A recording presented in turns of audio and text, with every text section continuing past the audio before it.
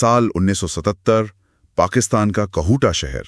सोचिए, एक नाई की दुकान और वहां एक भारतीय एजेंट है, लेकिन वो बाल कटवाने नहीं आया है। उसकी नजर जमीन पर गिरे कुछ बालों पर है। क्यों? क्योंकि उन बालों में शायद एक बड़ा परमाणु रहस्य छुपा था। हाँ, बिल्कुल। और यही हमें आज के विषय पर लाता है, ऑपरेशन कहूटा। ये भारत का एक बहुत ही गुप्त मिशन था। मकसद पाकिस्तान के परमाणु कार्यक्रम को रोकना। लेकिन हुआ क्या? ये मिशन सफल नहीं हो पाया। सही। हमारे पास जो स्रोत हैं वो इस पूरी कहानी को खोलते हैं। जासूसी है, बड़े राजनीतिक दांव पेच हैं और नाकामी भी। जी, तो आज हम इन्हीं स्रोतों की मदद से गहराई में जाएंगे, समझेंगे कि ये सब कैसे हुआ। और ये जानने की कोशिश करेंगे कि क्यों कई लोग इसे भारत के लिए एक बहुत बड़ा खोया हुआ मौका मानते हैं। तो शुरुआत कहाँ से करें? इसकी जड़ कहाँ है? देखिए, इसकी जड़ें जाती हैं 1974 में, जब भारत ने अपना पहला परमाणु परीक्षण किया, स्माइलिंग बुद्धा। इस परीक्षण से पाकिस्तान में खलबली मच गई। हाँ, सुना है। जुल्फिकार अली भुट्टो, जो तब प्रधानमंत्री थे। बिल्कुल। उन्होंने कथित तौर पर कहा था, वो मशहूर बयान, कि हम घास खा लेंगे लेकिन एटम बम जरूर बनाएंगे। और इसी के बाद शुरू हुआ पाकिस्तान का गुप्त परमाणु कार्यक्रम, प्रोजेक्ट 706। जी हाँ, प्रोजेक्ट 706। कहूटा के पास एक गुप्त जगह पर यूरेनियम संवर्धन का काम शुरू हुआ। मतलब एक नया खतरा बन रहा था। तो भारत ने क्या किया? रॉ ने? भारत की जो बाहरी खुफिया एजेंसी है रॉ, यानी रिसर्च एंड एनालिसिस विंग, उन्होंने इसे बहुत गंभीरता से लिया। ऑपरेशन कहूटा लॉन्च किया गया। रॉ के एजेंट्स ने भेष बदलकर, जैसे नाई, दर्जी, छोटे दुकानदार बनकर कहूटा के आसपास के गांव में घुसपैठ की। अच्छा, मतलब सीधे प्लांट में नहीं। ये तो बड़ा अनोखा तरीका था। हाँ, क्योंकि प्लांट की सुरक्षा बहुत कड़ी थी, सीधे घुसना नामुमकिन था। तो उन्होंने ये रास्ता अपनाया। उनका मुख्य लक्ष्य था प्लांट में काम करने वाले मजदूरों के बालों के नमूने इकट्ठा करना। बालों के नमूने? क्यों? क्योंकि ये मजदूर प्लांट में काम करते हुए अनजाने में यूरेनियम के सूक्ष्म कणों के संपर्क में आ रहे थे। वो कण उनके बालों में रह जाते थे। ओह, ये तो काफी चालाकी भरा प्लान था। तो क्या मिला इन नमूने में?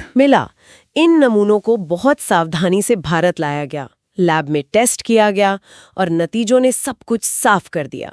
बालों में रेडियो एक्टिव यूरेनियम के अंश थे, खतरनाक स्तर पर।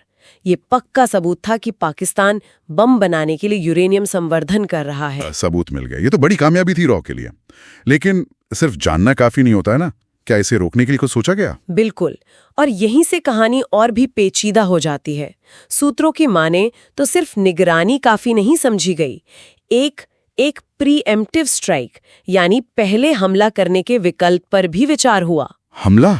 और इसमें किसी और देश का भी जिक्र आता है? हाँ, कथित तौर पर इजराइल की खुफिया एजेंसी मोसाद ने मदद की पेशकश की थी।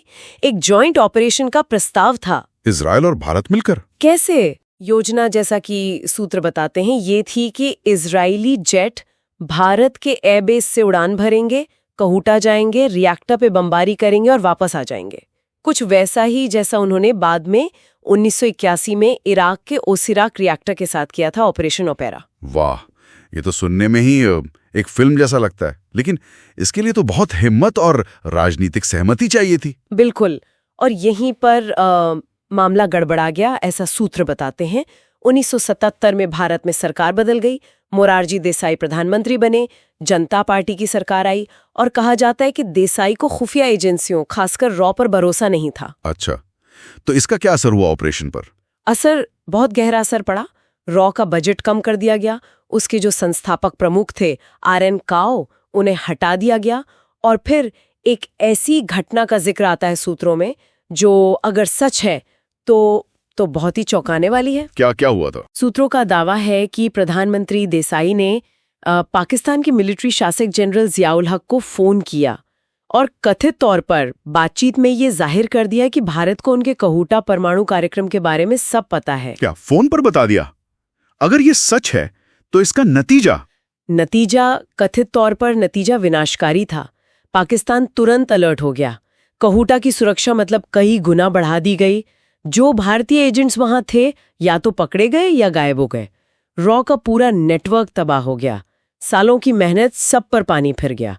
ऑपरेशन कहूटा फेल हो गया। और फिर पाकिस्तान ने अपना परमाणु परीक्षण कर ही लिया। हाँ, 1998 में। और दक्षिण एशिया का पूरा रणनीतिक समीकरण हमेशा के लिए बदल गया। तो इस पूरी घटना को आज कैसे देखा जाता है? विवाद तो जरूर होगा इस पर। बहुत विवाद है। कई जानकार जैसे रक्षा विशेषज्ञ भरत कर्नाड इसे भारत के इतिहास का एक निर्णायक मोड़ बदलने का खोया हुआ मौका कहते हैं। कुछ इसे सबसे बड़ी रणनीतिक चूक भी मानते हैं। स्रोतों के मुताबिक कांग्रेस पार्टी इसके लिए जनता सरकार को जिम्मेदार ठहराती है। वहीं भाजपा से जुड़े लोग इसे कई बार मनगढ़ंत कहानी या राजनीतिक अटकलबाजी कहते हैं। हम यहाँ सिर्फ वही बता रहे हैं जो स्रोत कहते हैं, किसी का पक्ष लिए बिना। सही। तो इस पूरी कहानी से हम क्या सीख सकते हैं? सबसे बड़ा सबक क्या है? सबक यही है कि खुफिया जानकारी कितनी भी अच्छी क्यों ना हो, वो बेकार है अगर राजनीतिक इच्छा शक्ति ना हो, या जैसा कि कुछ सूत्र आरोप लगाते हैं, अगर राजनीतिक नेतृत्व ही उसे कमजोर कर दे। खुफिया और राजनीतिक कार्रवाई का तालमेल जरूरी है। बिल्कुल। ये सोचना ही अजीब लगता है कि खुफिया जानकारी और राजनीतिक फैसले के बीच ये संतुलन कितना नाजुक होता है, खासकर राष्ट्रीय सुरक्षा के मामलों में। और ये सवाल मन में रह जाता है, अगर ऑपरेशन कहूटा सफल हो जाता तो आज दुनिया कैसी होती, ये क्षेत्र कैसा होता।